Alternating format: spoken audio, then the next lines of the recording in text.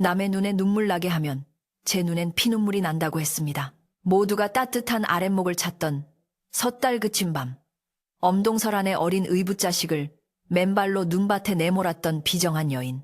하지만 하늘은 그 악행을 빠짐없이 지켜보고 있었습니다. 새해가 밝기도 전에 닥쳐온 끔찍하고도 서늘한 천벌. 인과응보의 무서움을 보여주는 그날 밤의 충격적인 사연이 공개됩니다. 옛날, 아주 먼 옛날에 호랑이가 담배를 피우고 까치가 말을 하던 시절, 첩첩산 중 깊은 골짜기에 눈이 많이 내리는 작은 마을이 하나 있었습니다. 이 마을은 겨울이 되면 유난히 눈이 많이 내려서 산짐승들도 발이 묶이고 사람들도 바깥 출입을 삼가야 할 만큼 고립되곤 하는 곳이었는데, 그 마을 어귀에는 기와지붕이 웅장하지만 어딘가 모르게 쓸쓸한 기운이 감도는 큰 기와집 한 채가 자리 잡고 있었습니다. 이 집에는 마음씨가 비단결처럼 곱고 효심이 지극한 소녀 연화가 살고 있었는데, 연화는 어릴 적에 친어머니를 병으로 여의고 홀로 된 아버지를 정성껏 모시며 살아가고 있었습니다. 마을 사람들은 연화가 추운 겨울 눈 속에서도 피어나는 매화꽃처럼 강인하고 아름다운 마음을 가졌다며 입을 모아 칭찬했고, 그녀가 지나갈 때면 모두들 안쓰러운 눈빛과 함께 따뜻한 격려의 말을 아끼지 않았습니다. 하지만 이 평화롭던 집에 어느 날부터인가 찬바람이 불기 시작했는데, 그것은 연화의 아버지가 병석에 눕게 되면서 집안의 살림을 맡아줄 새어머니를 들이게 된 이후부터였습니다. 새로 들어온 계모는 처음에는 마을 사람들과 아버지 앞에서 연화를 친딸처럼 아끼고 보살피는 척하며 온갖 상냥한 웃음을 다 지어 보였으나, 대문이 닫히고 집안에 단둘이 남게 되면 그 얼굴은 순식간에 차갑게 돌변하여 연화를 하인 부리듯이 마구 대하곤 했습니다. 계모는 집안의 곳간 열쇠를 허리춤에 차고 쌀 한 톨, 땔감 하나까지 철저하게 감시하며 연화에게 가는 몫을 줄이기 시작했고, 병든 아버지가 눈치채지 못하도록 교묘하게 연화를 괴롭히며 집안의 모든 좋은 것을 독차지하려는 욕심을 드러냈습니다. 계모는 아침 일찍부터 연화를 깨워 차가운 우물물에 쌀을 씻게 하고, 손이 꽁꽁 얼어 터질 것 같은 날씨에도 맨손으로 마당에 눈을 치우게 하며 혹독한 시집살이를 시켰습니다. 연화는 살을 애는 듯한 추위 속에서 빗자루질을 하며 언 손을 호호 불었지만, 행여나 자신의 고단함이 병석에 누워 계신 아버지의 귀에 들어가 심려를 끼칠까봐 아픈 내색 한번 하지 않고 묵묵히 그 모든 일을 감내했습니다. 계모는 따뜻한 안방 아랫목에 앉아 화로를 끼고 앉아 귤을 까먹으며 창문 틈으로 연화가 일하는 모습을 지켜보았고, 연화가 잠시라도 허리를 펴고 쉴라치면 문을 벌컥 열고 고래고래 소리를 지르며 게으름을 피운다고 호통을 쳐댔습니다. 겨울이 깊어지고 동지달 기나긴 밤이 찾아오면 산골 마을의 추위는 뼛속까지 파고들 정도로 매서워졌는데, 연화가 기거하는 건넌방은 불을 제대로 떼지 않아 얼음장처럼 차가웠습니다. 계모는 아궁이에 들어가는 장작이 아깝다며 연화의 방에는 썩은 나뭇가지나 젖은 지푸라기 몇 줌만을 던져주었고, 그마저도 연기가 난다며 구박하기 일쑤여서 연화는 얇은 이불 하나에 의지해 밤새 떨며 잠을 청해야 했습니다. 반면에 계모와 아버지가 지내는 안방에는 질 좋은 참나무 장작을 아낌없이 떼어 방바닥이 절절 끓을 정도로 뜨거웠고, 계모는 밤마다 기름진 음식을 몰래 먹으며 자신의 배를 채우기에 급급했습니다. 어느 날 아침, 연화는 여느 때처럼 동이 트기도 전에 일어나 꽁꽁 얼어붙은 냇가로 빨래를 하러 나갔는데, 얼음을 깨고 방망이질을 할 때마다 튀어오르는 물방울이 얼굴에 닿자마자 얼어버릴 정도로 날씨가 혹독했습니다. 연화의 손등은 이미 붉게 부르트고 여기저기 갈라져 피가 배어 나오고 있었지만, 그녀는 아버지가 입으실 레이와 계모의 비단 저고리를 깨끗하게 빨기 위해 쉴 새 없이 방망이를 두드렸습니다. 그때 지나가던 동네 아낙이 그 모습을 보고 혀를 차며 다가와 어린 것이 이 엄동설 안에 무슨 고생이냐며 따뜻한 찐 고구마 하나를 손에 쥐어주었지만, 연화는 계모가 알면 경을 칠까봐 고맙다는 인사만 남기고 서둘러 빨래를 챙겨 집으로 돌아와야 했습니다. 집에 돌아온 연화가 젖은 빨래를 빨랫줄에 널고 있을 때 안방 문이 열리며 계모가 나오더니 빨래가 제대로 빨리지 않았다며 꼬투리를 잡기 시작했습니다. 계모는 연화가 빨아온 하얀 무명천을 이리저리 뒤집어 보며 티끌 하나라도 찾아내려 애를 썼고, 결국 아주 작은 얼룩 하나를 찾아내고는 앙칼진 목소리로 연화의 등짝을 내리치며 다시 냇가로 가서 빨아오라고 소리쳤습니다. 연화는 이미 감각이 없어진 손을 비비며 잘못했다고 빌었지만 계모는 들은 척도 하지 않고 당장 나가라며 대문 밖으로 연화를 떠밀었고 연화는 서러운 눈물을 삼키며 다시 그 차가운 바람 속으로 걸음을 옮겨야만 했습니다. 연화의 아버지는 병세가 날로 깊어져 하루의 대부분을 잠에 취해 있거나 기침을 하며 보냈기에 집안에서 벌어지는 이런 참혹한 일들을 까맣게 모르고 있었습니다. 간혹 정신이 맑은 날이면 연화의 야윈 얼굴을 보고 걱정스러운 마음에 밥은 잘 먹고 있느냐고 물었지만 그때마다 계모가 먼저 나서서 자신이 연화를 위해 얼마나 좋은 보약을 먹이고 있는지 모른다며 거짓말을 늘어놓았습니다. 연화는 아버지의 마음을 편하게 해드리기 위해 계모의 말이 맞다며 억지 미소를 지어 보였고 아버지는 그 말을 믿고 다시 깊은 잠에 빠져들곤 했습니다. 연화에게 아버지의 평안함은 자신의 고통보다 더 중요한 것이었기에 그녀는 모든 슬픔을 가슴 깊은 곳에 묻어두었습니다. 섣달이 다가오면서 눈은 멈추지 않고 계속해서 내렸고 마당에는 어른 허리 높이만큼이나 눈이 쌓여 집 안팎을 오가기가 더욱 힘들어졌습니다. 계모는 다가오는 설 준비를 핑계로 연화에게 더 많은 일을 시켰는데 하루는 맷돌을 돌려 두부를 만들 콩을 갈게 하고 하루는 떡을 만들 쌀을 뜯게 하며 잠시도 쉴 틈을 주지 않았습니다. 연화가 힘에 부쳐 맷돌 손잡이를 놓치기라도 하면 계모는 부직갱이를 들고 나와 위협하며 젊은 애가 힘을 쓸 줄 모른다며 밥값을 하라고 모진 말을 쏟아부었습니다.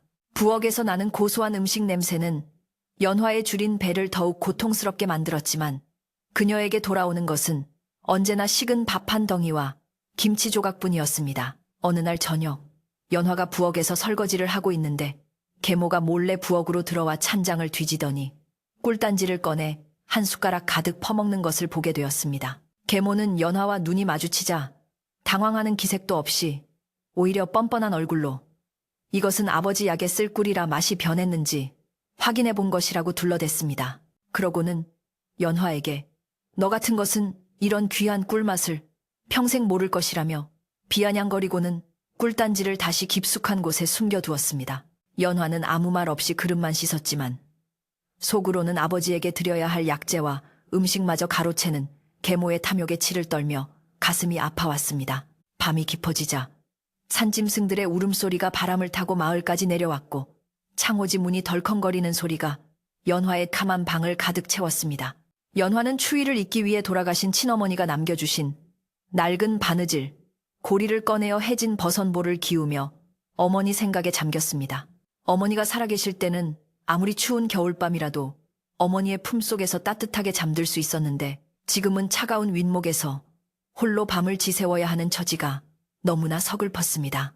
연화의 눈에서 흐른 눈물방울이 바느질하던 버선 위로 뚝뚝 떨어져 얼룩을 만들었고 그녀는 소리 죽여 흐느끼며 어머니를 불렀습니다. 다음 날 아침 계모는 간밤에 눈이 많이 와서 장독대에 눈이 수북이 쌓였으니 장독을 닦아놓으라고 명령했습니다.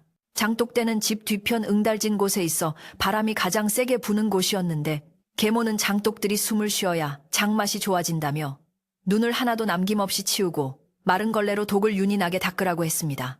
연화는 입김을 불어가며 꽁꽁 언 손으로 장독을 닦았지만 닦아도 날리는 눈발 때문에 장독 위에는 금세 하얀 눈가루가 내려앉았습니다.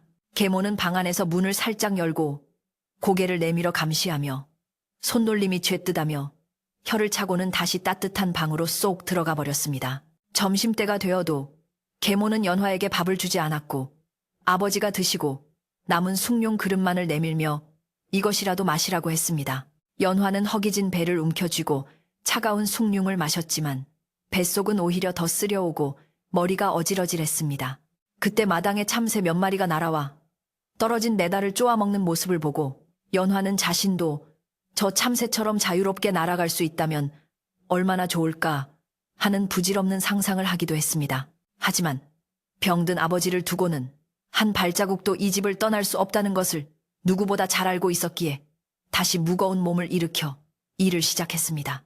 오후가 되자 마을 이장님이 집을 찾아와 아버지의 안부를 물었는데 계모는 짐짓 슬픈 표정을 지으며 남편의 병세가 차도가 없어 걱정이라며 눈물을 훔치는 시벽을 했습니다. 이장님은 계모의 연기에 속아 참으로 지극정성이라며 칭찬을 늘어놓았고 마당 한 구석에서 장작을 패고 있는 연화에게는 눈길 한번 제대로 주지 않고 돌아갔습니다. 연화는 사람들이 계모의 진짜 모습을 알지 못하는 것이 안타까웠지만 자신이 나서서 말해봤자 집안 망신만 시키는 꼴이 될까봐 꾹 참았습니다. 계모는 이장님이 돌아가자마자 표정을 싹 바꾸고는 연화에게 손님이 왔는데 차 한 잔 내올 생각도 못하느냐며 핀잔을 주었습니다. 해질 무렵 계모는 저녁 반찬으로 쓸 물을 뽑아오라며 연화를 뒤뜰 텃밭으로 보냈는데 땅이 꽁꽁 얼어붙어 물을 뽑기가 여간 힘든 일이 아니었습니다. 연화가 호미로 언 땅을 찍으며 힘겹게 물을 캐내고 있을 때 호미날이 돌에 부딪혀 튕겨나가면서 연화의 발목을 스치고 지나갔습니다. 날카로운 호미날에 살카이 찢어져 붉은 피가 하얀 눈 위로 뚝뚝 떨어졌지만 연화는 아픈 줄도 모르고 물을 챙겨 부엌으로 달려갔습니다. 상처를 감쌀 헝겊 조각 하나 찾지 못한 채 피 흐르는 발목을 치마자락으로 대충 가리고 저녁상을 차려야 했습니다. 저녁상에는 김이 모락모락 나는 흰쌀밥과 고깃국이 올라갔지만 그것은 오로지 아버지와 계모의 몫이었고 연화에게는 시래기죽 한 그릇이 전부였습니다. 계모는 아버지에게 고기 반찬을 올려주며 입에 발린 소리를 해댔고 아버지는 연화도 와서 같이 먹자고 불렀지만 계모가 재빨리 끼어들어 연화는 부엌에서 먼저 먹었다고 거짓말을 했습니다.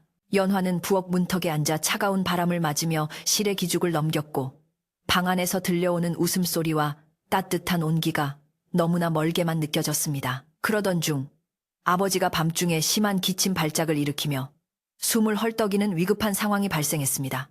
계모는 당황하여 어쩔 줄 몰라 하며 발만 동동 구르고 있었고 연화가 달려와 아버지의 등을 두드리고 물을 떠먹이며 밤새 간호를 했습니다. 연화의 지극정성 덕분에 아버지는 가까스로 고비를 넘기고 잠이 드셨지만 계모는 자신이 간호를 못한 것이 분했는지 아니면 연화가 아버지의 신임을 얻는 것이 싫었는지 연화가 간호를 제대로 못해 아버지가 더 편찮으신 거라며 억지를 부렸습니다. 날이 갈수록 계모의 히스테리는 심해졌고 특히 설날이 다가올수록 그 정도가 극에 달했습니다. 계모는 연화가 아버지의 사랑을 독차지하고 나중에 유산이라도 받게 될까봐 전전긍긍하며 어떻게든 연화를 집에서 쫓아내거나 없애버릴 궁리를 하기 시작했습니다. 계모의 눈빛은 날이 갈수록 도끼를 품어갔고 연화를 바라보는 시선에는 섬뜩한 살기가 느껴지기까지 했습니다. 연화는 그런 계모의 눈빛을 마주칠 때마다 등골이 오싹해짐을 느꼈지만 그저 자신이 더 잘하면 언젠가는 계모의 마음도 풀릴 것이라 믿으며 하루하루를 버텼습니다. 어느덧 한 해의 마지막 날인 섣달 그륜이 다가왔고 하늘에서는 구멍이 뚫린 듯 펑펑 눈이 쏟아져 내리기 시작했습니다. 온 세상이 하얗게 덮이고 모든 길이 끊길 정도로 많은 눈이 내리던 그날 집안의 공기는 여느 때보다 무겁게 가라앉아 있었습니다. 계모는 하루 종일 안방을 서성거리며 무언가 골똘히 생각하더니 해가 지고 어둑어둑해질 무렵 연화를 불렀습니다.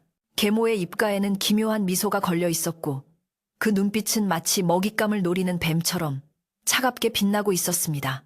계모는 연화에게 다가와 평소와는 다르게 부드러운 목소리로 아버지가 위독하시니 오늘 밤 특별한 정성을 들여야 낫지 않겠느냐고 말을 꺼냈습니다. 연화는 아버지의 병환이 낫기만을 바라는 마음에 무엇이든 하겠다고 대답했고 그 순진한 대답을 들은 계모는 속으로 쾌재를 부르며 무시무시한 계획을 실행에 옮길 준비를 했습니다. 밖에서는 휘몰아치는 눈보라 소리가 마치 귀신의 울음소리처럼 들려왔고 문풍지는 찢어질 듯이 흔들리며 불길한 밤의 시작을 알리고 있었습니다. 연화는 자신의 운명이 어떻게 될지 전혀 알지 못한 채 계모의 다음 말을 기다리며 두 손을 모으고 서 있었습니다. 밤새 내린 눈은 그칠 기미를 보이지 않고 첩첩산중을 하얗게 뒤덮어 세상과 이 집을 단절시키는 거대한 장벽처럼 쌓여만 갔습니다. 마을 사람들은 아침에 눈을 뜨면 방문을 열기조차 힘들어 끙끙대며 눈을 치워야 했고 산짐승들도 먹이를 구하지 못해 민가 근처까지 내려와 기웃거릴 정도로 혹독한 겨울이 계속되었습니다. 연환의 집 기와지붕 처마 끝에는 어른 팔뚝만한 고드름이 흉기처럼 주렁주렁 매달려 있었고 바람이 불 때마다 서로 부딪혀 쨍그랑거리는 소리가 마치 누군가가 이를 가는 소리처럼 서늘하게 들려왔습니다. 계모는 날씨가 춥다는 핑계로 아예 바깥 출입을 끊고 안방 아랫목에서 한 발자국도 나오려 하지 않았지만 연화에게는 추위 따위는 아랑곳하지 않고 마당에 쌓인 눈을 치우라며 하루 종일 빗자루를 들려 내보냈습니다. 연화는 캥겹 저고리 하나에 의지해 살을 애는 듯한 칼바람을 온몸으로 맞으며 마당에 눈을 쓸고 또 쓸었는데 쓸어놓은 자리에 뒤돌아서면 금세 다시 눈이 쌓여 마치 밑 빠진 독에 물을 붓는 것과 다를 바가 없었습니다. 손발은 이미 동상에 걸려 감각을 잃은 지 오래였고 갈라진 손등에서 배어나온 피가 빗자루 자루에 묻어 검붉게 말라 비틀어져 있었습니다. 하지만 연화는 잠시라도 일손을 놓으면 계모가 뛰쳐나와 매질을 할 것이 두려워 흐르는 콧물을 소매로 훔쳐내며 묵묵히 눈길을 낼 뿐이었습니다. 담장 너머로 이 광경을 지켜보던 동네 사람들은 혀를 차며 저러다 어린 처자가 얼어 죽겠다며 수군거렸지만 섣불리 남의 집 일에 끼어들었다가 계모의 사나운 입담에 봉변을 당할까봐 누구 하나 선뜻 나서지 못했습니다. 계모의 악독함은 날이 갈수록 교묘해져서 이제는 아버지의 눈과 귀를 가리는 것을 넘어 마을 사람들에게 연화를 나쁜 딸로 몰아가는 소문을 퍼뜨리기 시작했습니다. 계모는 가끔 마시를 나온 동네 안악들에게 짐짓 한숨을 푹푹 쉬며 연화가 겉으로는 얌전한 척하지만 뒤로는 아비를 모른 척하고 제 뱃속만 챙긴다느니 밤마다 몰래 곡간을 털어 먹을 것을 훔쳐 먹는다느니 하는 터무니없는 거짓말을 늘어놓았습니다. 순진한 몇몇 사람들은 계모의 감쪽 같은 연기에 속아 정말 그런가 하고 고개를 갸웃거리기도 했지만 오랫동안 연화를 지켜봐 온 대부분의 마을 어른들은 그 말이 새빨간 거짓말임을 단번에 알아차리고 계모의 흉계를 경계했습니다. 어느 날 오후 연화가 꽁꽁 언 우물가에서 물을 내고 있는데 물동이가 너무 무거워 발을 헛디디는 바람에 물을 쏟고 말았습니다. 쏟아진 물은 순식간에 빙판으로 변했고 연화는 넘어진 무릎이 까져 피가 흐르는 것도 모른 채 깨진 바가지를 보며 어쩔 줄 몰라 발을 동동 구르고 있었습니다. 마침 그곳을 지나던 옆집 할머니가 그 모습을 보고는 황급히 달려와 연화를 일으켜 세우며 괴팩 혀를 차고는 자신의 목도리를 풀어 연화의 얼어붙은 목에 감아주었습니다. 할머니는 연화의 앙상하게 마른 손목과 멍투성이인 팔을 보고는 끓어오르는 분노를 참지 못해 이대로는 안 되겠다며 연화의 손을 이끌고 집으로 향했습니다. 할머니는 연화의 대문을 거칠게 밀치고 들어가 마당 한가운데서 큰 소리로 계모를 불러내었는데 그 목소리에는 서리빨 같은 엄함이 서려 있었습니다. 안방에서 자다 깬 부스스한 얼굴로 나온 계모는 남의 집에 와서 웬 행패냐며 눈을 부라렸지만 할머니는 아랑곳하지 않고 계모의 면전에 대고 호통을 쳤습니다. 자네, 천지신명이 무섭지 않은가? 전실 자식이 밉다 해도 어찌 사람을 이리 짐승 부리듯 한단 말인가? 저 어린 것의 손을 좀 보게. 저게 사람 손인가 나무 껍질인가? 하늘이 다 보고 있고 땅이 다 듣고 있네. 제발 마음 좀 곱게 쓰게나. 할머니의 서슬퍼런 꾸짖음에 계모는 순간 움찔했지만 이내 표정을 바꾸고는 어디서 남의 집 귀한 딸을 거지 취급하냐며 오히려 할머니를 몰아세웠습니다. 계모는 앙칼진 목소리로 내 딸 내가 가르치는데 댁이 무슨 상관이요. 밥 먹여주고 재워주니 버릇이 나빠져서 좀 가르치는 것뿐인데 늙은이가 할 일 없이 남의 집구석 염탐이나 하러 다니는 게요. 하며 악다구니를 썼습니다. 그리고는 빗자루를 들고 나와 소금을 뿌려대며 재수 없으니 당장 나가라고 고래고래 소리를 질렀습니다. 할머니는 기가 막혀 말이 나오지 않았지만 더 이상 말했다가는 연화에게 더 큰 화가 미칠까 염려되어 두고 보게 뿌린 대로 거두는 법일세. 눈물 젖은 빵을 먹어보지 않은 자는 인생을 모른다지만 피눈물을 흘리게 한 자는 반드시 피를 토하게 될 걸세 라는 의미심장한 말을 남기고 돌아섰습니다. 할머니가 돌아가자마자 계모는 분풀이 대상을 연화에게로 돌려 동네방네 떠들고 다니며 집안 망신을 시켰다며 연화의 머리채를 잡고 헛간으로 끌고 갔습니다. 어두컴컴하고 습한 헛간 바닥에 내동댕이 처진 연화는 잘못했다고 손이 발이 되도록 빌었지만 계모는 몽둥이를 들고 들어와 사정없이 연화의 종아리를 내리쳤습니다. 내년이 동네 늙은이를 꼬드겨 나를 욕보여? 어디서 여우 같은 짓을 배워가지고. 계모의 매질은 밤이 깊도록 계속되었고 연화의 비명소리는 눈보라 소리에 묻혀 밖으로 새어나가지 못했습니다. 그날 밤 연화는 찢어진 옷자락을 부여잡고 차가운 헛간 바닥에서 멍든 몸을 웅크린 채 소리 없이 울어야 했습니다. 다음 날부터 계모는 아예 대문을 걸어 잠그고 외부와의 접촉을 철저히 차단했습니다. 혹시나 누가 찾아올까봐 대문 앞에는 사나운 개를 묶어두었고 연화에게는 헛간 옆 작은 쪽방에 갇혀 지내게 하며 하루 한 끼, 주먹만 한 보리밥, 덩어리만 던져주었습니다. 아버지가 연화를 찾을 때면 계모는 연화가 감기에 걸려 오물까봐 격리해 두었다거나 친구 집에 놀러가서 며칠 묵고 올 것이라고 둘러대며 아버지와 연화 사이를 철저하게 갈라놓았습니다. 병석에 누운 아버지는 몸을 일으킬 기력조차 없어 계모의 말을 믿을 수밖에 없었고 창밖을 바라보며 연화의 이름을 힘없이 부르다 잠들곤 했습니다. 집안에는 무거운 정막만이 감돌았고 가끔 들리는 것이라고는 계모가 그릇을 달그락거리는 소리와 아버지의 쿨럭거리는 기침 소리뿐이었습니다. 연화는 어두운 방 안에서 벽 틈으로 새어들어오는 한 줄기 빛에 의지해 아버지가 계신 안방 쪽을 바라보며 간절한 기도를 올렸습니다. 제발 아버지의 병이 낫게 해달라고, 그리고 이 모진 시련이 지나가게 해달라고 빌고 또 빌었습니다. 하지만 하늘은 무심하게도 눈만 계속 내려보냈고 쌓인 눈의 무게를 이기지 못한 나뭇가지들이 뚝뚝 부러지는 소리가 연화의 가슴을 철렁하게 만들었습니다. 마을 사람들은 며칠째 연화의 모습이 보이지 않자 걱정이 태산 같았지만 그 집 담장이 너무 높고 계모의 기세가 워낙 등등하여 감히 접근할 엄두를 내지 못했습니다. 빨래터에 모인 안악들은 그 착한 연화가 며칠째 코빼기도 안 보이니 무슨 변이라도 생긴 건 아닐까 하며 수군거렸고 밤중에 그 집 쪽에서 짐승 우는 소리 같은 것이 들리더라는 흉흉한 소문까지 돌기 시작했습니다. 옆집 할머니는 밤마다 정화수를 떠놓고 연화의 무사함을 빌었지만 불길한 예감은 멈추지 않고 가슴 한구석을 짓눌러 왔습니다. 계모는 연화를 감금해 놓고도 분이 풀리지 않았는지 아니면 연화가 존재하는 것 자체만으로도 불안했는지 점점 더 광기 어린 행동을 보이기 시작했습니다.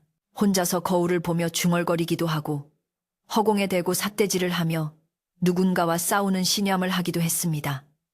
내 몫이야. 다 내 것이란 말이야. 아무도 뺏어갈 수 없어. 계모의 욕심은 끝이 없었고 그 욕심을 채우기 위해 연화라는 걸림돌을 완전히 치워버릴 궁리를 밤낮으로 했습니다. 아버지가 위독해질수록 계모의 눈빛은 더욱 탐욕스럽게 빛났고 유산을 독차지하려는 검은 속내가 노골적으로 드러나기 시작했습니다. 어느 날 밤, 계모는 무당을 불러 구슬하겠다며 법석을 떨었는데 이는 아버지의 병을 낫게 한다는 명분이었지만 실제로는 집안의 기운을 자신에게 유리하게 돌리려는 수작이었습니다. 징소리와 꽹과리 소리가 요란하게 울려 퍼지는 가운데 무당은 작두를 타며 이 집에 애군이 꼈어. 원한 맺힌 귀신이 붙어있단 말이야. 라고 소리쳤습니다.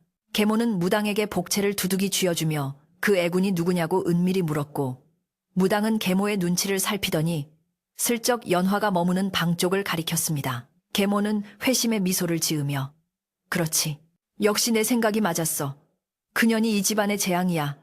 라고 중얼거렸습니다. 이 구판을 계기로 계모는 연화를 구박할 명분을 확실하게 얻었다고 생각했습니다. 이제는 대놓고 연화에게 네가 재수온 붙어서 아버지 병이 안 낫는 거다라며 저주를 퍼부었고 밥을 굶기는 것은 예사실이 되었습니다. 연화는 며칠을 굶어 피골이 상접한 상태였지만 아버지의 약을 다리는 냄새가 나면 힘겹게 기어가 문틈으로 냄새라도 맡으며 아버지가 쾌차하시기만을 바랐습니다. 연화의 효심은 극한의 상황에서도 흔들리지 않았지만 육체는 점점 한계에 다다르고 있었습니다. 섣달 그춤이 며칠 앞으로 다가온 어느 날 계모는 안방에서 아버지와 이야기를 나누는 척하며 큰 소리로 떠들었습니다. 여보, 의원님이 그러는데 아주 귀한 약초가 있대요. 눈 속에서만 자라는 설중매 뿌리를 다려 먹으면 씻은 듯이 낫는다지 뭐예요. 근데 이 엄동설안에 그 귀한 걸 어디서 구한담? 아버지는 희미한 의식 속에서도 그 말을 듣고 그런 약이 있다면 얼마나 좋을까 하고 힘없이 대답했습니다. 계모는 이 말을 엿듣고 있을 연화를 겨냥하여 일부러 목소리를 높인 것이었습니다. 연화는 그 말을 듣고 귀가 번쩍 뜨였고 아버지를 살릴 수만 있다면 그 약초를 반드시 구해야겠다고 다짐했습니다. 계모는 방문을 열고 나와 마당을 서성이는 척하다가 연화가 있는 쪽방 문 앞으로 다가가 낮게 읊조렸습니다. 효녀라고 소문난 년이 아비가 죽어가는데 약초 하나 구할 생각도 안 하고 제 목숨만 귀한 줄 알지. 이 말은 연화의 가슴에 비수처럼 꽂혔고 연화는 눈물을 흘리며 결심을 굳혔습니다. 비록 그것이 계모의 함정인 줄은 꿈에도 모르고 오직 아버지를 살려야겠다는 일념 하나로 자신의 목숨을 걸 각오를 다지게 된 것입니다. 눈보라는 더욱 거세져서 이제는 앞이 보이지 않을 정도로 휘몰아쳤고 바람 소리는 마치 귀곡성처럼 마을을 감싸고 돌았습니다. 계모는 부엌에서 떡국 끓일 육수를 준비하며 칼을 갈았는데 쓱쓱 싹싹 칼 가는 소리가 왠지 모르게 섬뜩하게 들렸습니다. 계모의 입가에는 잔혹한 미소가 번졌고 그녀는 혼잣말로 이번 설에는 아주 깨끗하게 새 출발을 할 수 있겠어. 눈이 모든 걸 덮어줄 테니까 라고 속삭였습니다. 연화의 운명은 풍전등화와 같았고 다가오는 섣달그제 밤은 이 집안의 비극이 절정에 달할 것임을 예고하고 있었습니다. 마을에는 흉흉한 소문이 꼬리에 꼬리를 물고 이어졌습니다. 누군가는 계모가 밤마다 산에 올라가 이상한 의식을 치른다고도 했고 누군가는 연화가 이미 죽어서 뒷산에 묻혔을지도 모른다고 수군거렸습니다. 이장님과 마을 어른들이 모여 대책을 논의했지만 남의 가정사에 섣불리 개입할 명분이 없어 발만 동동 구를 뿐이었습니다. 그러는 사이 시간은 속절없이 흘러 드디어 운명의 섣달 그쭌날 아침이 밝아왔습니다. 그날 아침 계모는 연화를 안방으로 불렀습니다. 며칠 만에 보는 연화의 몰골은 말이 아니었습니다. 얼굴은 반쪽이 되었고 눈은 파게 들어갔으며 입고 있는 옷은 누더기처럼 해져 있었습니다. 하지만 계모는 그런 연화의 모습에 눈 하나 깜짝하지 않고 아주 차분하고 냉정한 목소리로 말을 꺼냈습니다. 네가 진정 아비를 살리고 싶으냐? 그렇다면 네 정성을 하늘에 보여야 한다. 계모의 말 속에는 거부할 수 없는 압박감과 함께 치명적인 독이 숨겨져 있었습니다. 연화는 떨리는 목소리로 네, 어머니. 아버지를 위해서라면 무엇이든 하겠습니다. 시키는 대로 다 하겠습니다. 라고 대답했습니다. 계모는 만족스러운 듯 고개를 끄덕이며 창밖에 눈 덮인 산을 가리켰습니다. 저 산 너머 깊은 골짜기에 가면 한겨울에도 얼지 않는 신비한 약수터가 있다고 한다. 그 물을 떠다가 아버지께 드리면 병이 씻은 듯이 낫는다고 하더구나. 하지만 그 물은 부정한 것을 타면 효험이 없으니 네가 오로지 정성으로 맨발로 걸어가서 떠와야만 한다. 맨발로 눈 덮인 산을 넘으라는 것은 죽으라는 말이나 다름없었습니다. 그러나 연화는 잠시의 망설임도 없이 고개를 끄덕였습니다. 계모의 입가에 맺힌 비릿한 웃음을 뒤로 한 채 연화는 자신의 운명을 받아들이듯 조용히 방을 나섰습니다. 칠흑 같은 어둠이 내려앉은 섣달 그쭌 밤, 마을의 모든 집들은 다가올 새해를 맞이하기 위해 환하게 불을 밝히고 가족끼리 도란도란 모여 앉아 웃음꽃을 피우고 있었습니다. 집집마다 흘러나오는 따뜻한 온기와 맛있는 떡국 냄새가 골목길을 가득 채웠지만 마을 끝자락에 위치한 연환의 기와집만큼은 무거운 침묵과 냉기만이 감돌고 있었습니다. 하늘에서는 마치 이 세상의 모든 슬픔을 덮어버리려는 듯 주먹만한 한방눈이 쉴 새 없이 쏟아져 내렸고 매서운 칼바람은 나뭇가지들을 거세게 흔들며 기괴한 울음소리를 토해내고 있었습니다. 이토록 춥고 무서운 밤에 연화는 계모의 서슬퍼런 명령 앞에 홀로 서서 생애 가장 고통스럽고 긴 여정을 준비하고 있었습니다. 연화는 떨리는 손으로 신고 있던 해진 버선을 벗어 한쪽에 가지런히 놓았는데 그 작은 발은 이미 동상으로 붉게 부어오르고 여기저기 상처가 나 있어 보는 이의 가슴을 미어지게 할 정도였습니다. 차가운 대청마루 바닥에 맨발이 닿자마자 찌릿한 고통이 머리끝까지 올라왔지만 연화는 아버지를 살려야 한다는 일념 하나로 입술을 꽉 깨물고 신음소리를 삼켰습니다. 계모는 안방문을 살짝 열고 이 광경을 지켜보며 행여나 연화가 몰래 신발을 챙겨 신지는 않는지 매의 눈으로 감시하고 있었습니다. 계모의 손에는 빈 물동이가 들려 있었고 그녀는 그것을 연화의 품에 거칠게 안겨주며 다시 한번 다짐을 받았습니다. 명심해라. 반드시 저 산 너머 용소에서 솟아나는 약수를 떠와야 한다. 내 정성이 하늘에 닿으려면 발에 아무것도 걸치지 않고 대지의 기운을 그대로 느껴야 하느니라. 만약 물을 떠오지 못하거나 몰래 신을 신은 흔적이 보이면 다시는 이 집 문턱을 넘을 생각일랑 아예 하지 말거라. 계모의 목소리는 바깥의 눈보라보다 더 차갑고 비정했습니다. 연화는 눈물이 그렁그렁한 눈으로 안방 쪽을 한번 바라보고는 아버지에게 들리지 않을 작은 목소리로 하직 인사를 올렸습니다. 아버지, 부디 조금만 기다려주세요. 제가 꼭 약수를 구해와서 아버지를 낫게 해드릴게요. 무거운 나무 대문이 삐걱거리는 소리를 내며 열리자 기다렸다는 듯이 하얀 눈보라가 집 안으로 들이닥쳐 연화의 얇은 옷자락을 마구 휘감았습니다. 연화가 첫 발을 눈 위에 내디디는 순간 마치 수천 개의 바늘이 발바닥을 찌르는 듯한 끔찍한 고통이 전해져 왔습니다. 살을 애는 듯한 차가움은 순식간에 발목을 타고 올라와 온몸을 얼어붙게 만들었지만 연화는 휘청거리는 다리에 힘을 주어 한 발 한 발 앞으로 나아갔습니다. 뒤에서는 대문이 쾅 하고 닫히는 소리와 함께 빗장이 걸리는 소리가 들려왔고 그 소리는 마치 연화와 세상을 단절시키는 사형 선고처럼 들렸습니다. 이제 연화는 이 거대한 설원 속에 홀로 남겨지게 된 것입니다. 마을 길은 인적 하나 없이 고요했고 오직 연화가 눈을 밟을 때 나는 뽀드득 뽀드득 소리와 바람 소리만이 밤의 정막을 깨우고 있었습니다.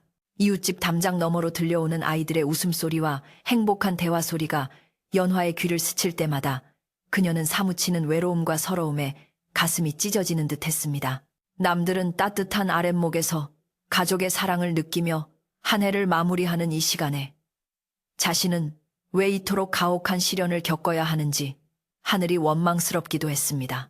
하지만 연화는 고개를 저으며 나쁜 생각을 떨쳐버리고 오직 병석에 계신 아버지의 얼굴만을 떠올리며 흐르는 눈물을 닦아냈습니다. 마을을 벗어나 산길로 접어들자 바람은 더욱 거세지고 눈은 무릎까지 차오를 정도로 깊게 쌓여 있었습니다. 길이라곤 찾아볼 수 없는 험한 산 속에서 연화는 희미한 달빛에 의지해 짐작으로 방향을 잡고 나아갔습니다. 맨발은 이미 감각을 잃어 내 발이 아닌 것 같았고 날카로운 돌부리와 얼음 조각에 긁히고 찢겨 지나간 자리마다 붉은 피가 점점이 번졌습니다. 하얀 눈 위에 선명하게 찍히는 붉은 발자국은 마치 연화의 효심과 고통을 대변하는 핏빛 꽃잎처럼 처연하게 피어났습니다. 한편 연화를 쫓아내고 대문을 걸어 잠근 계모는 쾌재를 부르며 안방으로 돌아와 화로에 불을 지폈습니다. 알터니가 빠진 것처럼 속이 다 시원하네. 이 엄동설 안에 맨발로 산을 오르다니. 제 아무리 독한 년이라도 살아서 돌아오진 못할 거야. 계모는 혼잣말을 중얼거리며 부엌에서 미리 숨겨두었던 떡과 고기를 꺼내와 상을 차렸습니다. 방 안은 훈훈한 온기로 가득 찼고 기름진 음식 냄새가 진동했지만 계모는 왠지 모를 불안감에 자꾸만 문 쪽을 힐끔거렸습니다. 밖에서 들려오는 바람 소리가 마치 연화가 울부짖으며 문을 두드리는 소리처럼 들려왔기 때문입니다. 계모는 불안한 마음을 달래기 위해 떡을 한 입 베어 물었지만 목구멍이 꽉 막힌 듯 잘 넘어가지 않았습니다. 그때 갑자기 부엌 쪽에서 와장창 하고 그릇이 떨어지는 소리가 들려왔습니다. 깜짝 놀란 계모가 방문을 열고 나가보았지만 부엌에는 아무도 없었고 쥐새끼 한 마리 얼씬하지 않았습니다. 바람이 세게 불어서 그런가 보지. 그렇고 말고. 계모는 애써 태연한 척하며 다시 방으로 들어왔지만 등골이 오싹해지는 기분은 떨칠 수가 없었습니다. 마치 누군가가 어둠 속에서 자신을 노려보고 있는 듯한 싸늘한 시선이 느껴졌습니다. 깊은 산속, 연화의 체력은 이제 한계에 다다르고 있었습니다. 손과 발은 꽁꽁 얼어붙어 움직이기조차 힘들었고 매서운 눈보라가 속눈썹마저 얼려버려 앞을 제대로 볼 수 없었습니다. 어머니, 너무 추워요. 연화는 정신이 혼미해지는 와중에 돌아가신 어머니의 목소리를 들은 것 같아 허공을 향해 손을 뻗어보았지만 잡히는 것은 차가운 눈바람뿐이었습니다. 더 이상 한 발자국도 떼기 힘들어진 연화는 그만 눈밭 위에 쓰러지고 말았고 품에 안고 있던 물동이가 대구르르 굴러가 나무 그루터기에 부딪혀 멈춰섰습니다. 의식이 가물가물해지는 순간 연화는 아버지께 물을 떠다 드리지 못하고 이대로 죽는 것이 너무나 죄송스러워 하염없이 눈물을 흘렸습니다. 아버지, 불효녀를 용서하세요. 그녀의 뜨거운 눈물이 차가운 볼을 타고 흘러내려 눈 위에 떨어지자 기이하게도 눈물이 떨어진 자리에 눈이 녹아내리며 작은 구멍이 생겼습니다. 바로 그때 어디선가 은은한 종소리 같은 맑은 소리가 들려오더니 캄캄하던 산속에 부드럽고 따뜻한 푸른 빛이 감돌기 시작했습니다. 연화는 이것이 꿈인지 생시인지 분간할 수 없었지만 그 빛이 자신을 부르고 있다는 것을 본능적으로 느꼈습니다. 푸른 빛이 비치는 곳을 향해 연화가 힘겹게 고개를 들자 눈보라 속에서 하얀 털을 가진 산토끼 한 마리가 깡충 뛰어와 연화의 앞을 서성거렸습니다. 토끼는 마치 따라오라는 듯이 귀를 쫑긋거리고는 몇 발자국 가서 멈추어 서서 연화를 뒤돌아보았습니다. 연화는 마지막 남은 힘을 짜내어 기어가듯 토끼를 따라갔습니다. 토끼가 안내한 곳은 거대한 바위 틈새에 숨겨진 작은 동굴 입구였는데 신기하게도 그 동굴 안에서는 하얀 김이 모락모락 피어오르고 있었고 향긋한 꽃내음이 풍겨오고 있었습니다. 동굴 안으로 들어서자 믿을 수 없는 광경이 펼쳐졌습니다. 밖은 얼어붙을 듯한 추위가 맹위를 떨치고 있었지만 동굴 안은 마치 봄날처럼 따뜻하고 온화한 기운으로 가득 차 있었습니다. 동굴 한가운데에는 맑은 물이 퐁퐁 솟아나는 샘물이 있었는데 그 주변에는 한겨울임에도 불구하고 이름 모를 풀꽃들이 파릇파릇하게 자라나 있었습니다. 연화는 떨리는 손으로 샘물을 떠서 입에 대보았는데 물은 차갑기는커녕 따뜻하고 달콤하여 목을 타고 넘어가는 순간 얼어붙었던 몸이 사르르 녹아내리는 듯 했습니다. 이것이 바로 전설 속에서만 듣던 효심, 지극한 사람에게만 보인다는 신비의 약수였던 것입니다. 연화가 약수를 마시고 몸을 녹이는 동안 집안에 있던 계모에게는 점점 더 기이한 일들이 벌어지고 있었습니다. 아궁이에 불을 때도 방바닥은 점점 차가워져만 갔고 든든하게 막아놓았던 창호지 문에는 이유 없이 구멍이 숭숭 뚫려 찬바람이 들이닥쳤습니다. 계모는 이불을 머리끝까지 뒤집어 쓰고 덜덜 떨며 이게 무슨 조화 속이야? 왜 이렇게 추운 거야? 하고 소리를 질렀지만 방 안의 온기는 마치 누군가가 빨아들이기라도 하는 듯이 순식간에 사라져버렸습니다. 촛불은 바람이 없는데도 심하게 일렁거리다 꺼져버렸고 어둠 속에서 무언가가 긁는 소리가 사방에서 들려와 계모를 공포에 떨게 했습니다. 병석에 누워있던 아버지는 꿈속에서 돌아가신 전처가 나타나 슬픈 표정으로 연화를 부탁한다는 말을 남기고 사라지는 꿈을 꾸고는 식은땀을 흘리며 깨어났습니다. 연화야! 연화야! 어디 있느냐? 아버지는 목이 터져라 연화를 불렀지만 대답 없는 메아리만 돌아올 뿐이었습니다. 아버지가 기어서 문을 열려고 하자 계모가 어둠 속에서 뛰쳐나와 아버지를 가로막았습니다. 누워 계세요. 연화는 잘 자고 있다니까 왜 자꾸 찾으세요? 계모의 목소리는 공포에 질려 갈라져 있었고 그녀의 눈은 초점을 잃고 흔들리고 있었습니다. 아버지는 계모의 이상한 태도에 불길함을 느끼고 있는 힘을 다해 계모를 밀치며 소리쳤습니다. 비켜라. 내 딸에게 무슨 일이 생긴 게 분명하다. 그 시각 동굴 안의 연화는 따뜻한 기운 덕분에 정신을 완전히 차리고 굴러다니던 물동이를 찾아 깨끗이 씻은 뒤 정성스럽게 약수를 담았습니다. 신기하게도 동굴의 따뜻한 흙을 밟자 피투성이었던 발의 상처가 아물기 시작했고 부어올랐던 동상 자국도 서서히 가라앉았습니다. 연화는 이 모든 것이 하늘의 도우심이라 생각하고 감사의 기도를 올렸습니다. 천지신명이시여 감사합니다. 이 물로 아버지를 꼭 살리겠습니다. 연화가 물동이를 머리에 이고 동굴 밖으로 나서려 하자 눈보라는 거짓말처럼 잦아들고 구름 사이로 둥근 달이 얼굴을 내밀어 하얀 눈길을 환하게 비춰주었습니다. 하지만 계모가 있는 집은 상황이 정반대였습니다. 갑자기 마당에 있던 장독대가 와장창 깨지는 소리가 나더니 집 전체가 흔들릴 정도로 강한 돌풍이 불어 닥쳤습니다. 안방의 문짝이 뜯겨나갈 듯 덜컹거렸고 천장에 매달려 있던 메주 덩어리가 뚝 떨어져 계모의 밥상을 덮쳤습니다. 계모는 비명을 지르며 구석으로 물러났지만 공포는 거기서 끝이 아니었습니다. 밖에서 어머니, 문 좀 열어주세요. 하는 연화의 목소리가 들리는 듯 하더니 이내 그것이 바람 소리로 변하며 내 죄를 네가 알렸다 하는 호통 소리처럼 귓가에 윙윙거렸습니다. 계모는 귀를 막고 아니야, 나는 잘못 없어.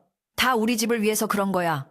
하고 악을 썼지만 그녀의 목소리는 공허하게 흩어질 뿐이었습니다. 마을 사람들도 심상치 않은 기운을 감지했습니다. 섣달그 깬 밤, 연한의 집 쪽에서만 시커먼 먹구름이 소용돌이치고 까마귀 떼가 지붕 위를 빙빙 도는 모습이 목격되었기 때문입니다. 잠자리에 들었던 이장님은 자리에서 벌떡 일어나 창문을 열고 밖을 내다보았습니다. 참으로 괴이한 일이로다. 저 집안에 무슨 큰 사단이 난 게 분명해. 옆집 할머니도 뜬 눈으로 밤을 지새우며 연화의 안위를 걱정하여 촛불을 켜고 기도를 올렸습니다. 비나이다 비나이다. 부디 그 착한 아이를 굽어 살펴 주옵소서. 악한 자는 벌하시고 선한 자는 복을 받게 해 주옵소서. 새벽닭이 울기 전 가장 어둡고 추운 시간. 연화는 달빛을 벗삼아 약수단지를 소중히 안고 산을 내려오기 시작했습니다. 올 때는 그토록 멀고 험했던 길이 내려갈 때는 마치 누군가가 길을 닦아놓은 듯 평탄하게 느껴졌고 몸은 솜털처럼 가벼웠습니다. 반면 계모는 공포에 질려 헛것을 보기 시작했습니다. 문 창호지에 비친 나뭇가지 그림자가 마치 도깨비뿔처럼 보였고 바람 소리는 자신을 잡으러 온 저승사자의 발자국 소리처럼 들렸습니다. 견디다 못한 계모는 밖으로 뛰쳐나가려고 방문을 박차고 열었지만 눈앞에 펼쳐진 것은 마당 가득 쌓인 눈이 붉은 핏빛으로 보이는 환영이었습니다. 계모는 으악 하고 비명을 지르며 뒷걸음질 치다 문턱에 걸려 넘어졌고 마루 밑으로 굴러떨어져 눈구덩이에 처박히고 말았습니다. 차가운 눈이 얼굴에 닿자 정신이 번쩍 들었지만 몸이 말을 듣지 않아 일어날 수가 없었습니다. 그때 대문 밖에서 희미하게 사람의 발자국 소리가 들려왔습니다. 계모는 그것이 연화의 원혼이라 생각하고 공포에 질려오지 마! 저리 가! 하고 소리쳤지만 발자국 소리는 점점 더 가까워져만 갔습니다. 그것은 원혼이 아니라 기적을 안고 돌아오는 연화의 당당한 발걸음이었습니다. 이제 곧 날이 밝으면 모든 진실이 드러날 순간이 다가오고 있었습니다. 밤새 내린 눈은 세상의 더러움을 덮어주었지만 계모가 저지른 악행만큼은 덮을 수 없었습니다. 연화가 가져오는 약수는 아버지의 병을 고칠 뿐만 아니라 이 집안에 서려있던 어둠과 사악한 기운을 씻어내고 계모의 죄를 낱낱이 밝혀내는 심판의 물이 될 것입니다. 눈 덮인 산골마을의 새벽은 그 어느 때보다 차갑고도 엄숙하게 그리고 정의롭게 밝아오고 있었습니다. 연화의 귀환과 함께 닥쳐올 인과응보의 결말이 바로 코앞에 다가와 있었던 것입니다. 새해 아침을 알리는 첫 닭의 울음소리가 눈 덮인 산골마을의 정적을 깨뜨리며 길고 길었던 어둠을 밀어내기 시작했습니다. 동쪽 하늘에서 붉게 타오르는 해가 솟아오르자 밤새 공포와 추위로 얼룩졌던 세상은 순백의 눈부신 빛으로 물들기 시작했고 지붕 위에 쌓인 눈가루들이 아침 햇살을 받아 보석처럼 반짝거렸습니다. 마을 사람들은 설날 아침을 맞아 일찌감치 일어나 집 안팎을 쓸고 닦으며 새해맞이 준비에 분주했고 아이들은 때때옷을 차려입고 골목길을 뛰어다니며 복조리를 걸어두느라 왁자지껄한 소리를 만들어냈습니다. 하지만 마을 끝자락에 위치한 연환의 집은 여전히 기괴한 침묵과 함께 마당 한가운데 쓰러져 있는 계모의 신음소리만이 담장을 넘어 흘러나오고 있어 지나가던 사람들의 발길을 멈추게 만들었습니다. 그 시각 마을 어귀에는 밤새 산을 넘어온 것이라고는 믿기지 않을 만큼 맑고 깨끗한 모습의 연화가 나타나 집을 향해 걸어오고 있었습니다. 그녀의 품에는 신비한 기운이 서린 약수단지가 소중하게 안겨 있었고 맨발이었던 두 발은 산신령의 조화 덕분인지 상처 하나 없이 뽀얗고 고운 빛깔을 띠고 있었습니다. 연화가 걸음을 옮길 때마다 치마자락에서 은은한 꽃향기가 피어올라 차가운 겨울바람을 따뜻하게 데워주었고 그녀의 얼굴에는 고난을 이겨낸 사람만이 가질 수 있는 숭고하고 단단한 빛이 서려 있어 보는 이로 하여금 저절로 고개를 숙이게 만들었습니다. 마주치는 마을 사람들은 연화의 기이한 분위기에 압도되어 아무 말도 못하고 길을 터주었는데 마치 선녀가 하강한 듯한 신비로움에 넋을 잃고 바라볼 뿐이었습니다. 연화가 대문 앞에 다다랐을 때 굳게 닫혀 있어야 할 대문이 간밤의 거센 바람 때문인지 활짝 열려 있어 마당 안에 참혹한 광경이 한눈에 들어왔습니다. 마당 한가운데에는 계모가 산발을 한 채 눈구덩이 속에 처박혀 있었는데 그녀는 허공을 향해 손을 휘저으며 저리 가, 오지 마, 내가 안 그랬어 라고 비명을 지르며 알 수 없는 존재와 싸우고 있었습니다. 계모의 옷은 찢어지고 흙투성이가 되어 있었으며 얼굴은 공포로 일그러져 마치 미친 사람처럼 보였습니다. 연화는 그 모습을 보고 가슴이 철렁 내려앉았지만 계모에 대한 원망보다는 측은한 마음이 먼저 들어 조심스럽게 마당 안으로 발을 들여놓으며 어머니, 정신 차리세요. 접니다. 연화가 왔습니다. 라고 부드럽게 불렀습니다. 하지만 계모의 눈에는 연화가 살아 돌아온 사람이 아니라 자신을 잡으러 온 원귀로 보이는 듯 했습니다. 연화의 목소리를 듣자마자 계모는 자지러지게 놀라며 뒷걸음질을 쳤고 으악, 귀신이다. 연화 귀신이 왔다. 내 신발을 내놔라. 하며 횡설수설하기 시작했습니다. 계모는 공포에 질려 눈을 희번덕거리며 자신이 연화에게 시켰던 일들, 신발을 감추고 맨발로 내쫓았던 일, 밥을 굶기고 학대했던 일들을 묻지도 않았는데 줄줄이 토해내기 시작했습니다. 그래, 내가 그랬어. 네가 미워서, 네가 재산을 다 가질까봐 내가 죽으라고 보냈어. 그런데 왜 안 죽고 살아온 거야? 썩 물러가라.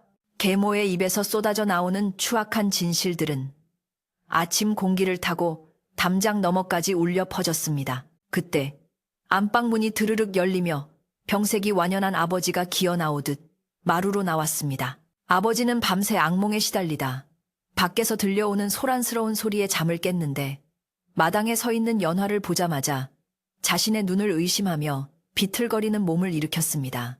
연화야, 네가 정말 연화냐? 살아있는 것이냐? 아버지는 믿기지 않는다는 표정으로 눈물을 글썽이며 맨발로 마당으로 뛰어내려오려 했지만 다리에 힘이 풀려 그만 마루 끝에 주저앉고 말았습니다. 연화는 얼른 약수단지를 내려놓고 아버지에게 달려가 그를 부축해 일으키며 아버지, 제가 왔어요. 아버지 병을 고칠 약수를 떠왔어요. 라고 말하며 울먹였습니다. 아버지의 거친 손이 연화의 따뜻한 볼을 어루만지자 그제야 아버지는 이것이 꿈이 아님을 깨닫고 연화를 와락 끌어안으며 오열했습니다. 연화는 서둘러 품에서 가져온 약수를 그릇에 따랐는데 그 물에서는 여전히 맑은 김이 모락모락 피어오르고 향긋한 냄새가 진동했습니다. 아버지, 어서 이 물을 드세요. 산신령님께서 주신 귀한 물이에요. 연화가 떨리는 손으로 물그릇을 아버지의 입가에 가져가자 아버지는 딸의 정성을 생각하며 단숨에 물을 들이켰습니다. 물이 식도를 타고 내려가는 순간 아버지의 잿빛 얼굴에 기적처럼 붉은 혈색이 돌기 시작했습니다. 꽉 막혀있던 가슴이 뻥 뚫리는 듯한 시원함과 함께 뱃속 깊은 곳에서부터 뜨거운 기운이 솟아올라 손끝과 발끝으로 퍼져나가는 것을 느낄 수 있었습니다. 아버지는 시원하다. 몸이 날아갈 것 같구나.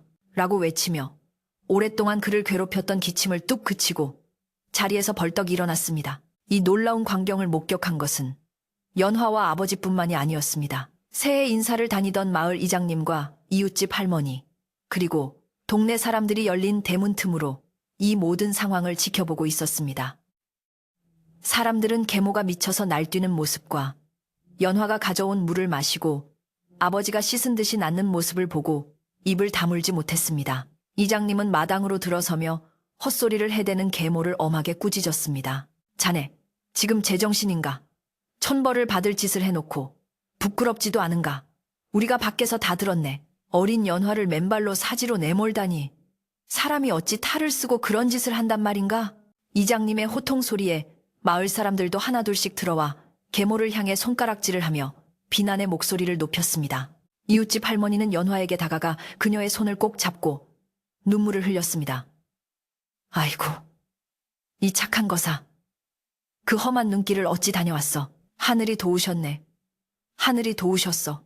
할머니는 연화의 어깨를 감싸 안으며 구석에 처박혀 있던 연화의 신발을 찾아내어 사람들에게 보여주었습니다. 보시오. 이 독한 여자가 연화 신발을 여기다 숨겨두고 아이를 맨발로 내쫓았소. 이게 사람이 할 짓이오. 그 신발을 본 마을 사람들의 분노는 극에 달했습니다. 그동안 긴가민가 했던 계모의 악행이 명명백백하게 드러나는 순간이었습니다. 사람들은 계모에게 당장 이 마을에서 나가라. 더 이상 우리 마을에 발을 붙일 수 없다. 라며 거세게 항의했습니다. 계모는 사람들이 자신을 애워싸고 비난하자 공포와 수치심에 얼굴을 들지 못했습니다.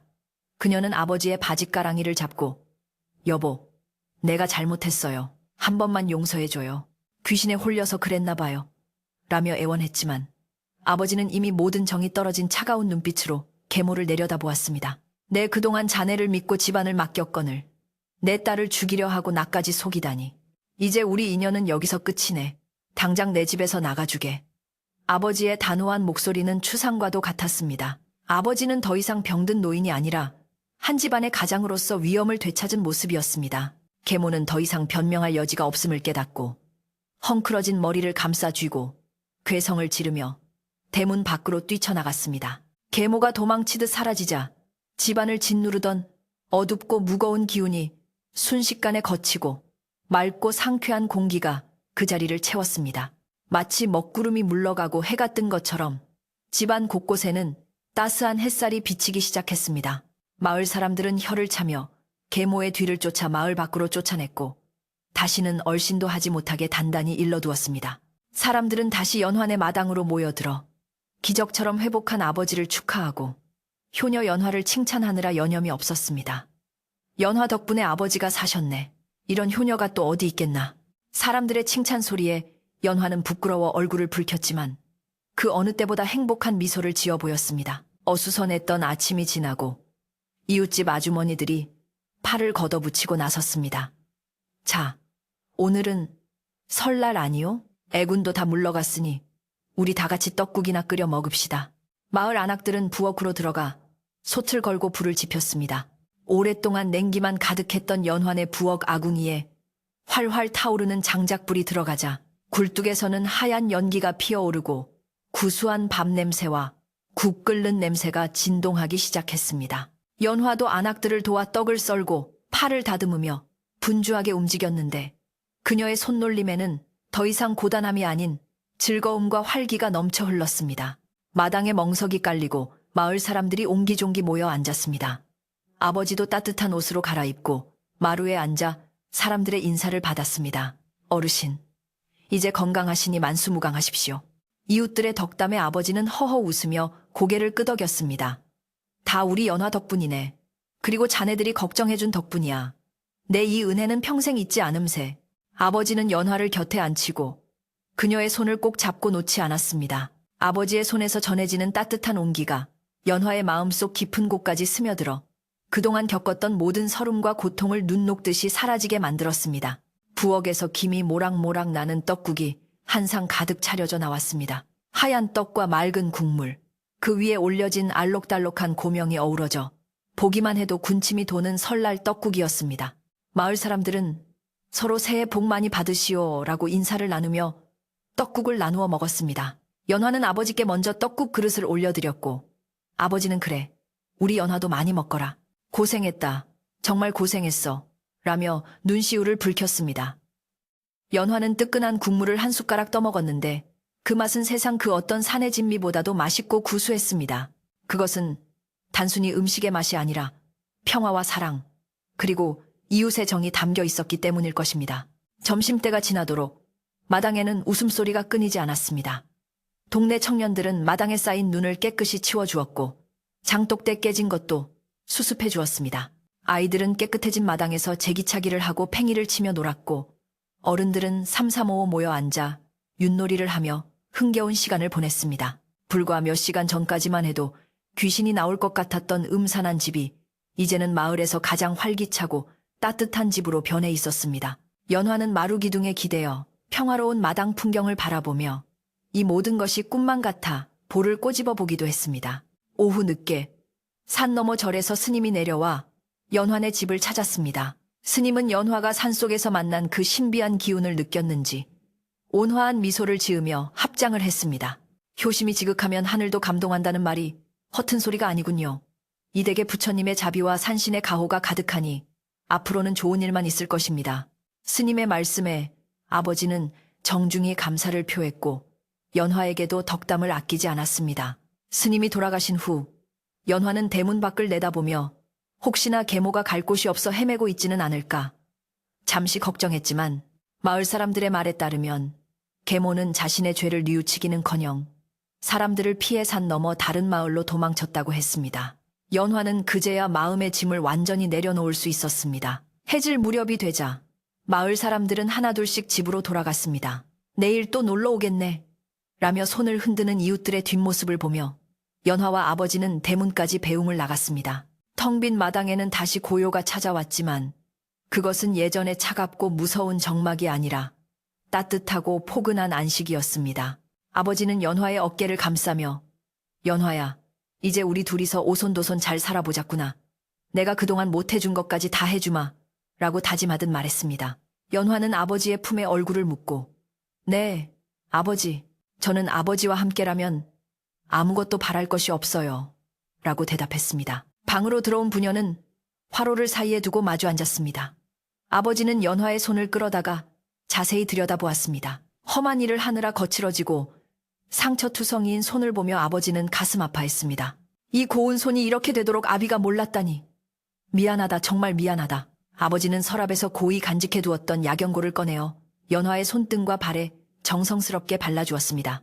아버지의 투박하지만 따뜻한 손길이 닿는 곳마다 상처가 아무는 듯했고 연화는 아버지의 사랑에 다시 한번 눈물을 흘렸습니다. 방 안은 우풍 하나 없이 훈훈했고 호롱불은 평온하게 흔들리며 두 사람의 그림자를 벽에 비추어 주었습니다. 창밖에는 다시 눈이 내리기 시작했지만 이번에 내리는 눈은 무섭게 몰아치는 눈보라가 아니라 세상을 포근하게 감싸주는 한방눈이었습니다. 소복소복 쌓이는 눈소리가 마치 자장가처럼 들려왔고 멀리서 들려오는 개 짖는 소리조차 정겹게 느껴졌습니다. 연화는 아버지가 덮어주신 두꺼운 소미불 속에서 오랜만에 깊고 편안한 잠을 청할 수 있었습니다. 꿈속에서는 돌아가신 어머니가 나타나 환하게 웃으며 연화와 아버지를 안아주었고 연화는 잠결에도 미소를 지으며 뒤척였습니다. 이렇게 하여 섣달 그 점에 끔찍했던 악몽은 지나가고 연화네 집에는 진정한 새해가 찾아왔습니다. 악한 마음을 품었던 자는 스스로의 덫에 걸려 사라지고 착한 마음을 지킨 자는 복을 받아 행복을 되찾게 된 것입니다. 마을 사람들은 두고두고 이 이야기를 전하며 효심 깊은 연화가 복을 받은 것은 당연한 이치라고 입을 모았습니다. 그리고 계모가 쫓겨난 그 자리는 따뜻한 이웃들의 정과 가족의 사랑으로 가득 채워져 다시는 찬바람이 들어올 틈이 없게 되었습니다. 이제 마지막으로 평온하게 하루를 마무리하는 일만 남겨두고 있었습니다. 설날에 들뜬 분위기가 차분하게 가라앉고 마을에 다시 평온한 일상이 찾아왔을 때 연화네 집은 예전과는 전혀 다른 따스한 기운으로 가득 차 있었습니다. 계모가 떠나간 자리는 처음에는 애한이 비어있는 듯 했으나 곧 아버지와 연화가 나누는 정겨운 대화와 웃음소리로 메워지기 시작했습니다. 아침마다 연화를 깨우던 날카로운 고함 소리 대신 창호지 문을 은은하게 비추는 아침 햇살과 참새들의 지저귀는 소리가 그녀의 잠을 깨웠습니다. 연화는 눈을 뜨자마자 느껴지는 방 안의 온기에 저절로 미소를 지으며 더 이상 두려움에 떨지 않아도 된다는 사실에 깊은 안도감을 느끼며 기지개를 켰습니다. 두꺼운 소미불의 포근한 감촉이 연화의 몸을 감싸 안았고 그녀는 이 평화가 꿈이 아니기를 다시 한번 확인하며 자리에서 일어났습니다. 아버지는 건강을 완전히 회복하여 예전처럼 부지런한 가장의 모습으로 돌아와 있었습니다. 새벽같이 일어나 마당의 눈을 깨끗이 치우고 외양간의 소를 돌보며 구슬땀을 흘리는 아버지의 모습에서는 병자의 기색을 찾아볼 수 없었습니다. 아버지는 마당 한구석에 쌓여있던 계모가 연화를 괴롭히기 위해 시켰던 쓸모없는 일감들을 모두 정리하고 연화가 다니기 편하도록 길을 반들반들하게 닦아놓았습니다. 연화야, 잘 잤느냐? 방은 춥지 않더냐? 아버지는 방문을 열고 나오는 연화를 보며 환하게 웃어주었고 그 따뜻한 눈빛은 연화에게 세상 그 무엇보다 큰 힘이 되었습니다. 연화는 아버지의 사랑을 먹고 하루가 다르게 얼굴에 생기가 돌기 시작했습니다. 부엌에서는 다시 구수한 밥 냄새와 보글보글 찌개 끓는 소리가 들려왔습니다. 연화는 쌀독에서 하얀 쌀을 퍼서 정성스럽게 씻으며 이 쌀로 지은 밥을 아버지와 마음 편히 먹을 수 있다는 사실에 가슴이 벅차올랐습니다.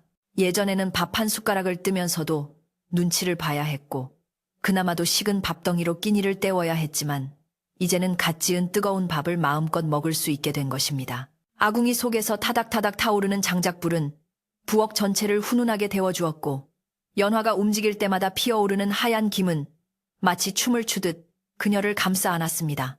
도마 위에서 팔을 썰고 물을 다듬는 소리마저 경쾌한 리듬처럼 들려 연화는 콧노래를 흥얼거리며 아침상을 차렸습니다. 아침 밥상에 마주 앉은 부녀는 서로의 숟가락에 반찬을 올려주며 도란도란 이야기를 나누었습니다.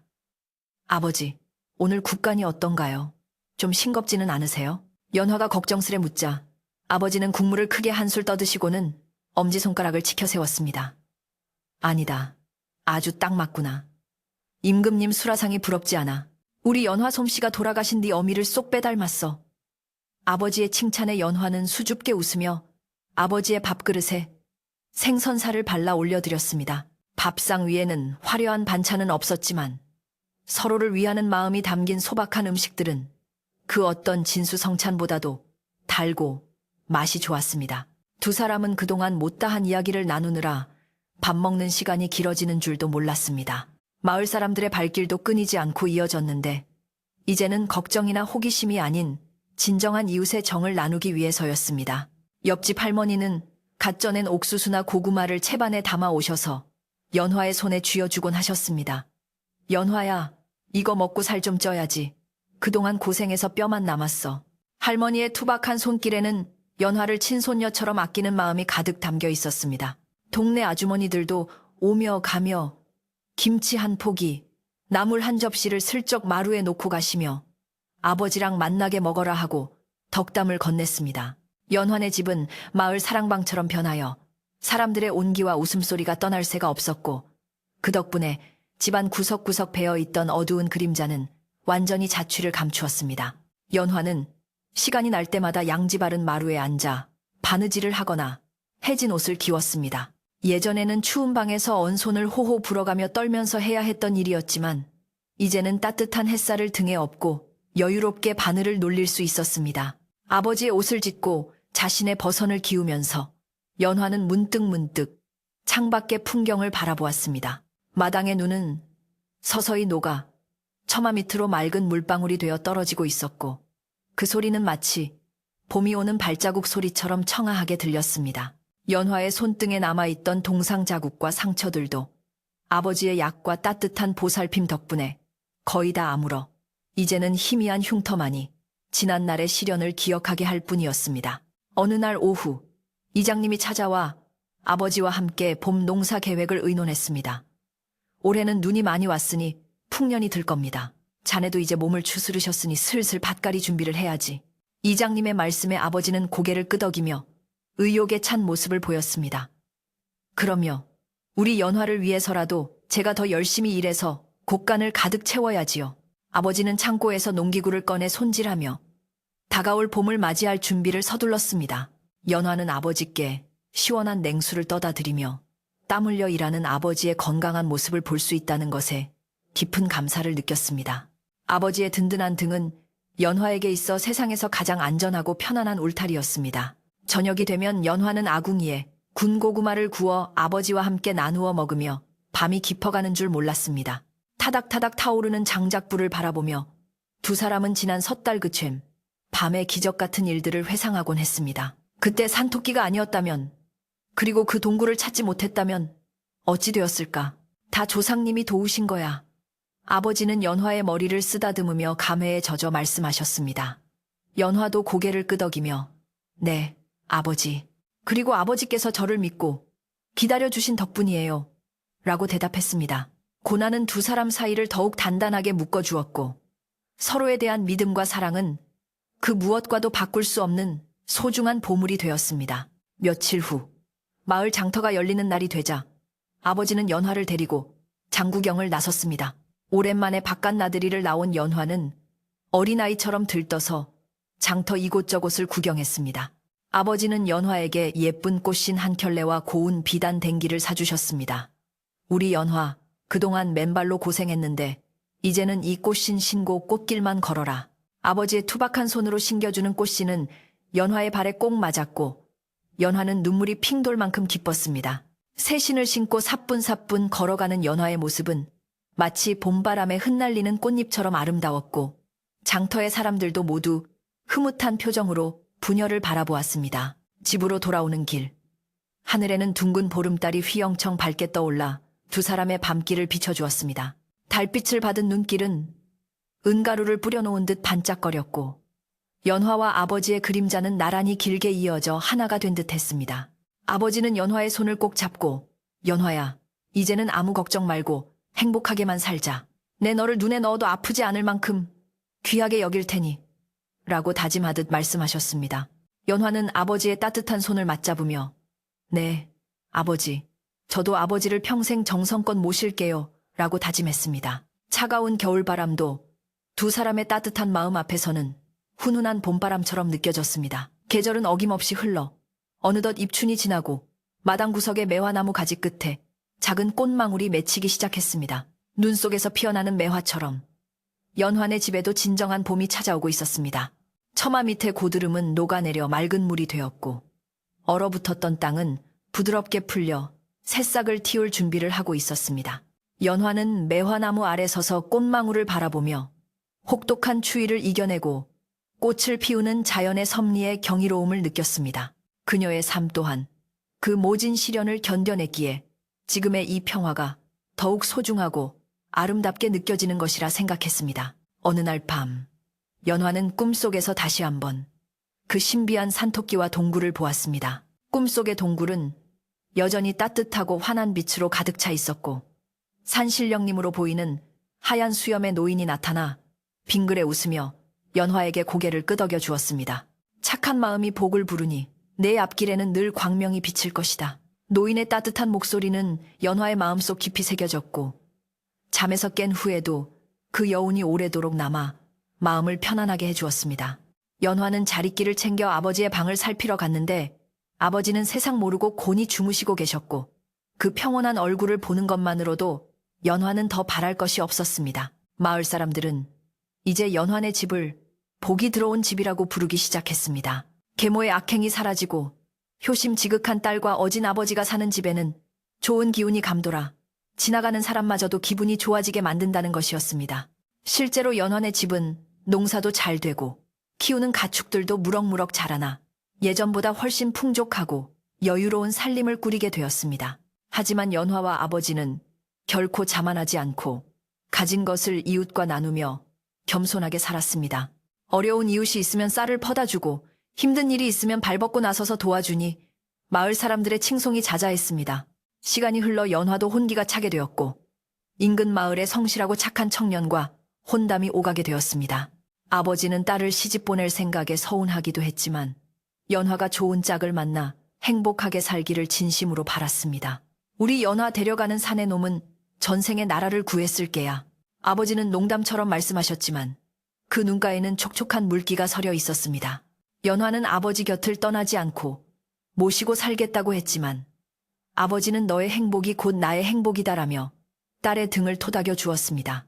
연화의 앞날에는 이제 축복과 사랑만이 기다리고 있었습니다. 마지막 눈이 내리던 날 밤 연화와 아버지는 따뜻한 아랫목에 앉아 차를 마시며 창밖을 내다보았습니다. 한방눈이 소리 없이 내려 마당을 하얗게 덮어주는 모습은 한 폭의 그림처럼 평화로웠습니다. 아궁이에서는 군밤이 탁탁 튀는 소리가 정겹게 들려왔고 방 안 가득 퍼지는 차의 향기는 마음을 차분하게 가라앉혀 주었습니다.